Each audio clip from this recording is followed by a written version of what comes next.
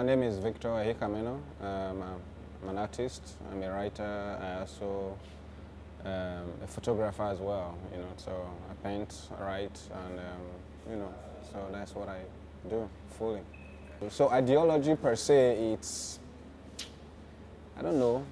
That's a big word to say what kind of ideology behind what I do. I just like to create things. I like to make things, and when I'm painting, I love to paint. I love to talk about Nigeria, talk about some of the issues we have.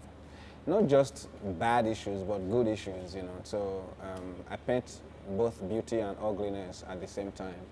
And I also write both beauty and ugliness at the same time, So because, that is the sum total of any human existence, So it's not always totally bad and it's not always totally good. So when you look at that, I think you can anchor what you would call the ideology behind my work right there in the middle of that statement.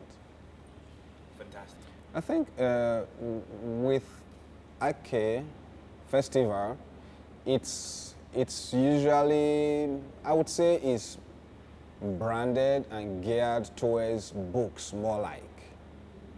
Not so much of the art aspect of it. I've participated in all the 3 arcades and, so for the visual art aspect of it, I think a little bit more needs to be done in terms of actually galvanizing people to probably attend the exhibitions more or have talks around visual arts, if that is going to be part of it, because you can have panels on visual arts as well so that people can say, okay, fine, bring the artists, let them talk about their work in the same way writers are talking about their works. Or let's talk about Nigerian visual arts and where it's going, or let's talk about where we are coming from as far as art is concerned.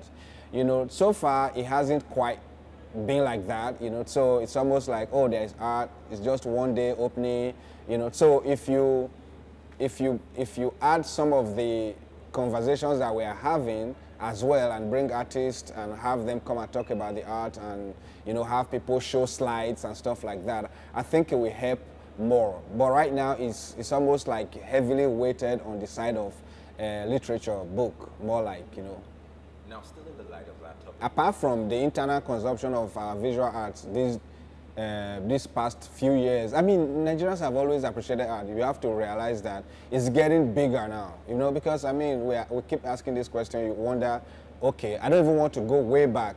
There are people that like Yusuf Grillo, there are people like Uche Okeke, there are people like even El Anatsue, who is so big now, who has been in Nigeria for the past 40 years or 40-something years. So how did these people stay in a country if their works were not being consumed? Yes, some have left, due to there was a lull in visual art appreciation. But you have to realize that there is really a resurgence now, just the same way there is a resurgence in literature as well. So apart from that, the world is actually paying attention to Nigerian art right now. You have auction houses that are now interested in Nigerian art and where we are coming from. You have more galleries springing up. Unfortunately, that is only happening in Lagos at the moment when it comes to like more galleries coming up and all those things. So I would like to see more of it opened. Government has not done much for the visual arts, you understand? We don't even have a decent museum that you can call it museum. Okay, so National Gallery is just a name as far as I'm concerned, you understand? So as far as consumption of art is concerned, visual, even for the younger audience and all those things, we have to also find ways to serve these works to them. It's not always about, oh, who is having an exhibition, oh, whose work is being collected, oh, whose work is being bought. My goal has always been to find other means of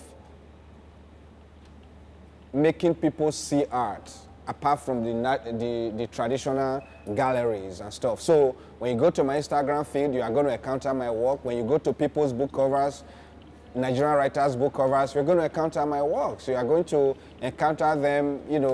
I was kind of like honored that Lola used my work for the cover of this year's guide. So we have to find creative ways to give our creativity a more visibility, let's put it that way, So it's not just the traditional way of doing things. Then we begin to say, oh, people don't go to galleries, people don't go to museums and stuff like that. We don't have them, really. We don't have those museums. So we have to find a way to create our own contemporary museum in an e-format, in an online format and that. And that way people that normal circumstance will not see the work or go to a gallery will now consume it and see it. My view of Acadia this year is it keeps growing, you know, like who are the people I've met.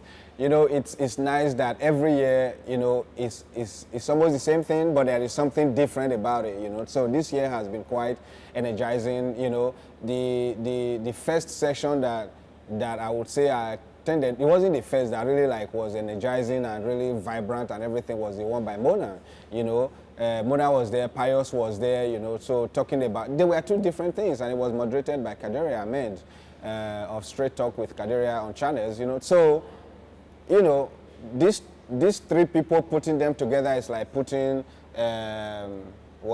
matches near an open gasoline or something, you know. So it was quite vibrant, and I just came again now, the more recent one, it's the one between Tony Khan, Isio Sondu, and Chris Abani. And when you look at that, when you are reading people like, when you are just reading Chris, you understand, I think there's a certain enjoyment that is being removed from when you actually listening to Chris reading his works. It's fiction, but it's almost like reading poetry, you know. So those are the kind of things, and meeting new people, connecting with the world, which is what Ake is doing. And I've always said this, that if Ake was a government thing, we will not see the headlight of this thing. We'll be all full of agbada and everything, and nothing will be gained from it. So at the end of the day, the culture ministry, the culture industry, the arts and culture industry is left in the hands of the artists, it's left in the hands of the writers, it's left in the hands of individuals. And they are doing better, they are doing great things and all those things. You know, so it's a sad situation, but artists in Nigeria, people of my generation, lolas of this world, so many of them, we have never waited for government. We have never waited for anybody. We just go out there, talk about it, have drinks, then go and do it. That is how it should be done.